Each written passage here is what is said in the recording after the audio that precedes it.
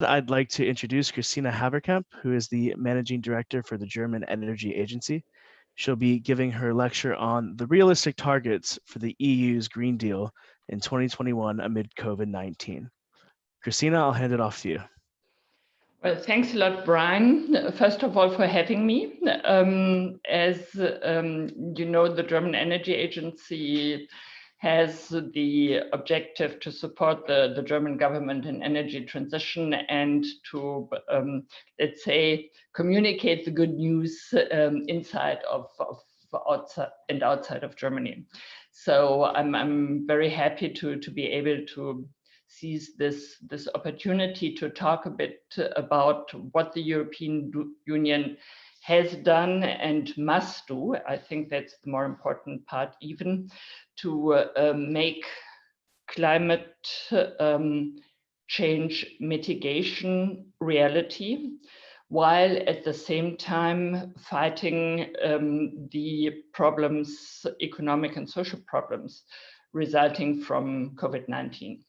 The most important thing that happened last year was that the heads of state and government in December finally decided that we will raise our ambitions in terms of climate protection. We will be pursuing a target of minus 55% greenhouse gas emissions by 2030, as opposed to 40 before. And we want to become the first climate neutral continent by 2050. Now, this is a huge step as opposed to what we have before. We have already notified these targets as our national determined contributions to the UNFCCC. So we are bound also globally in this regard. And the challenge now is how to make it happen.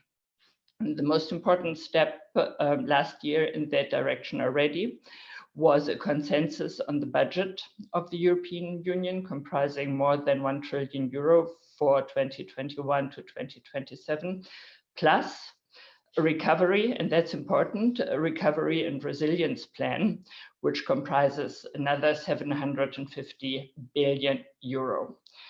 And it is clear from the decisions of the heads of state and government that this money shall go into climate protection at least by 30%.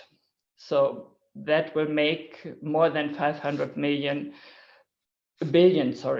that's important, support from the EU budget for climate protection in the member states.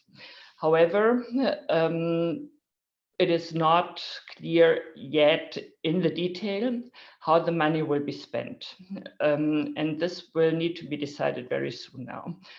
The chefs have decided that they don't want to put all the money into specific climate protection schemes, which makes sense. What they want is basically a mainstreaming of climate protection in everything the European Union does, meaning that now we will need to devise regulations on the common agricultural policy, on the cohesion policy, on the research, development and innovation policy of the European Union, which each provide that they will contribute to climate protection by at least 30%. That's very important, and that will be done in the next couple of months. Another step that needs to be taken is the member states, which will be the recipients of the recovery and resilient money. They need to draw up recovery and resilience plans in which they specify how they will spend that money.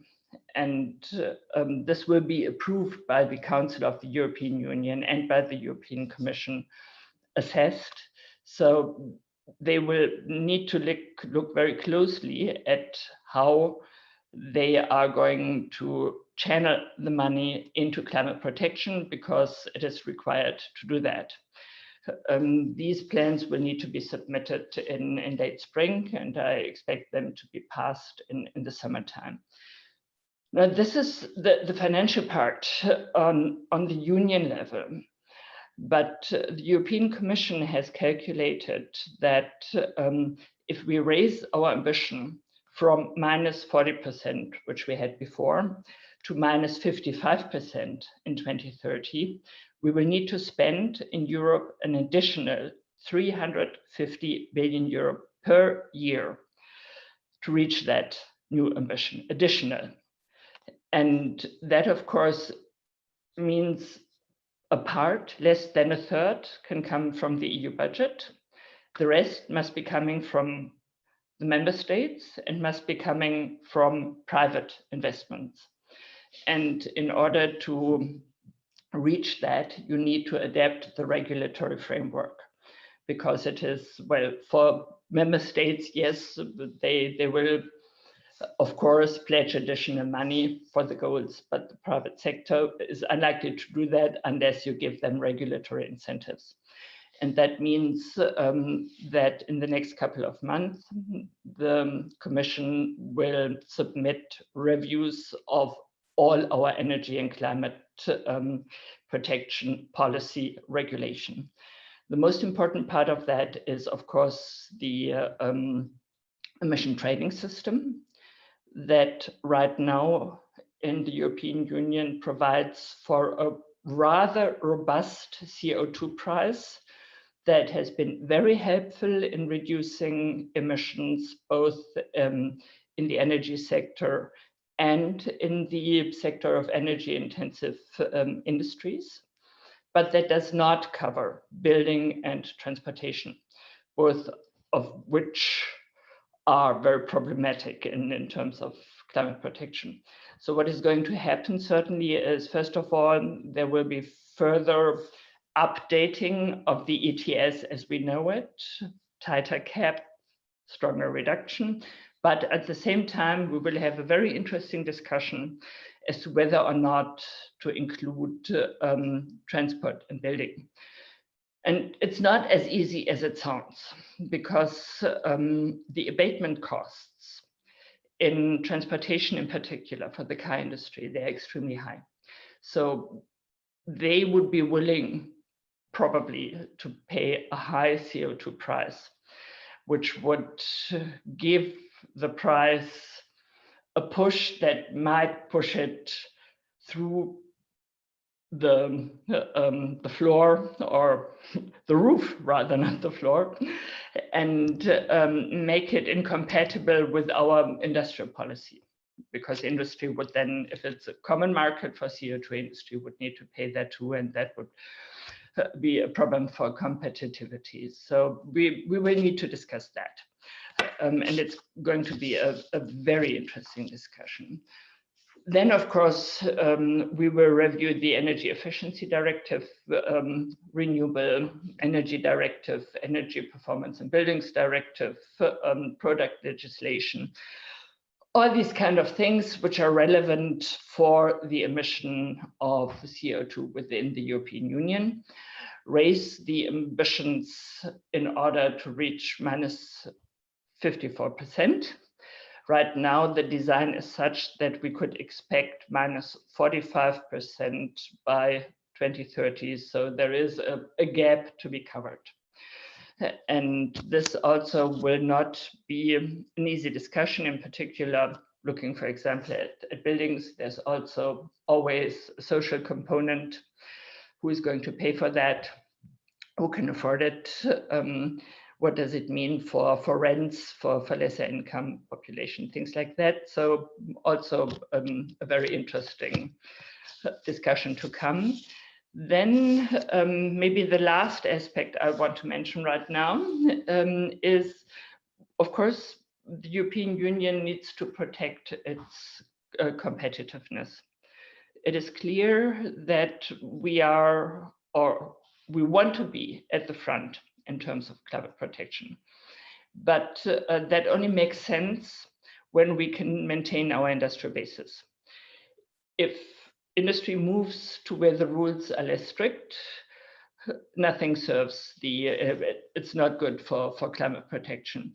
So this is why the heads of state and government have called on the European Commission to propose carbon border adjustment mechanism that and that must be compatible with the WTO regulation. So that's not going to be easy. A mechanism that ensures that goods that go into the European Union carry a financial burden for climate protection that reflects what needs to be done and is more or less equal to our protection level. I expect that to be the first proposals to come also in the course of this year. And I'm sure that we will need to get into good faith discussions with our most important trading partners to see how we can implement that while maintaining friendly relations. Well, that much as a short run through. I'm very open to questions. Thanks, Christina. And of course, for those who are joining us right now, feel free to ask any questions in the chat, and we'll try to answer as many as we can before we close out the session. I just wanted to start with an overall question. You mentioned, the competitiveness aspect. Of course, a big part of that is driving the cohesion as well to enhance that competitiveness. As you know, across the EU, different countries are starting at different positions for their transition to climate neutrality. How do you see mitigating their differences while at the same time propelling progress for each country? Yes, indeed, that is a balance that must be struck. Supporting countries that are starting from a difficult position in going into the middle playing field without at the same time leaving them the liberty to drop out of the joint possibility. The European Union has provided for a Just Transition Fund, which will support regions that are subject to, in particular, transitional challenges in connection with coal phasing out in the European Union. This Just Transition Fund will have a volume of a bit more than 7 billion euro. And it will be dispensed to regions on the basis of development plans. Now that will cover social aspects, training of workers, for example. It will cover entrepreneurship, support for the startup of businesses and for small and medium-sized businesses, but it should also be used. The expectation has been voiced rather clearly. It should also be used for things like renewable energy and energy efficiency in these regions. Apart, there is a second fund, the so-called Modernization Fund, which will be fed from profits coming from auctioning ETS licenses. 2% of the cap shall be auctioned and channeled to the 10 poorest member states. So this is not for the regions, but it's for the member states, supporting, and it's of course mostly new member states, supporting their changes in the energy system and also in energy efficiency, for example, in buildings. And just touching on the ETS, I think we have a question here in the chat box. Do you see the EU ETS as a springboard of trial and error for helping Europe lead the charge with establishing a global price on carbon, or are they two different worlds? I'm not exactly sure whether I have understood that question, I'm afraid. Trial and error, yes, we have had that. Of course, we have had a carbon price of 3 to 5 euros for ages, and it did not serve the climate at all. We have learned a lot in the past, I would say maybe 10 years, updating the ETS practically every other year, looking closer at the cap, at the reduction factor, taking licenses out of the market when it's flooded with the stability mechanism. And I think now it is a very sound system, which indeed we could market worldwide. I think we could go around and show how we are doing it. And of course, other countries, including, by the way, China most recently, are introducing emission trading systems. So our very much our hope is that in the end, we will end up with a worldwide, globally accepted system based on our ideas, but certainly not copying it one-to-one. That would be too much to expect. I hope Thanks. that answered your Nope. question. I think that clarified everything. Just a follow-up question as well to earlier. Part of the EU Green Deal is an action plan to promote a more circular economy. Which steps do you think should be taken in 2021 to build a better foundation for this concept and for this initiative?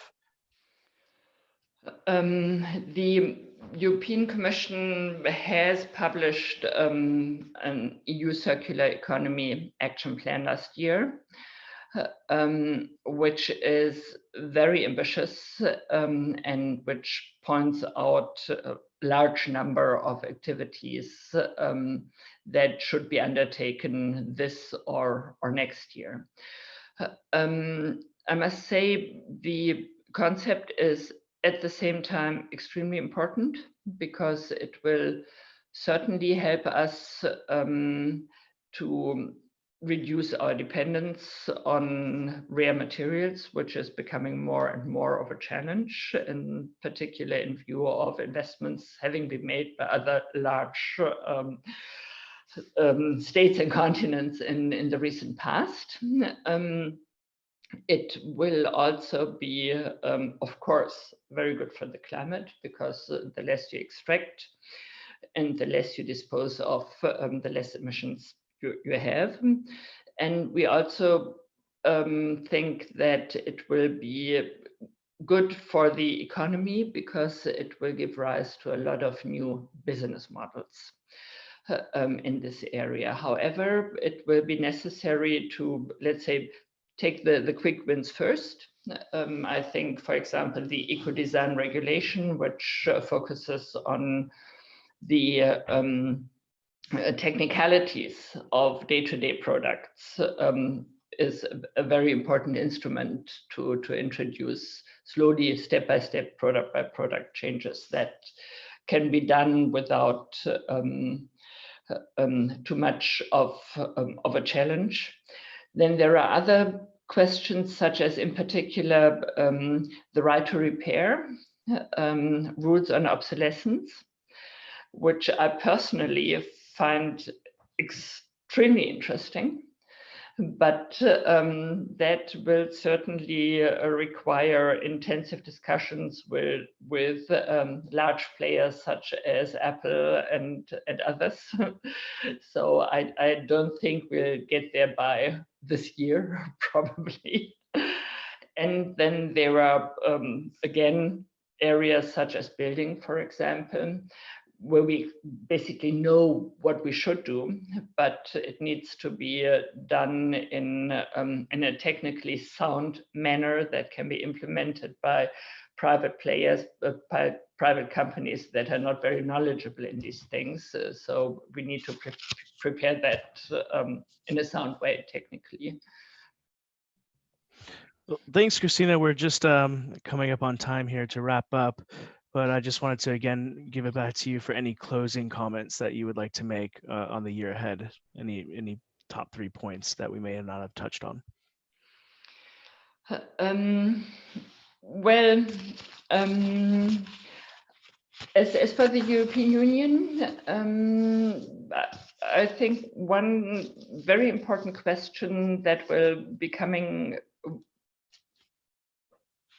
will become even more pressing in the year to come is how do we deal with gas as a fossil fuel necessary for the transition, but not wanted by 2050. I'm talking about fossil methane, of course. And I wonder how we are going to get out of that. This is a look at the internal challenges, looking at the external, of course, the European Union understanding itself as a forerunner would be very, very happy if it would be followed by other member states, including not only the United Arab Emirates, but all countries in the world. And my appeal would be to look closer at what can be done. There's a lot more possible than one might think from far away. Perfect. Well, thank you very much, Christina, for your insights today.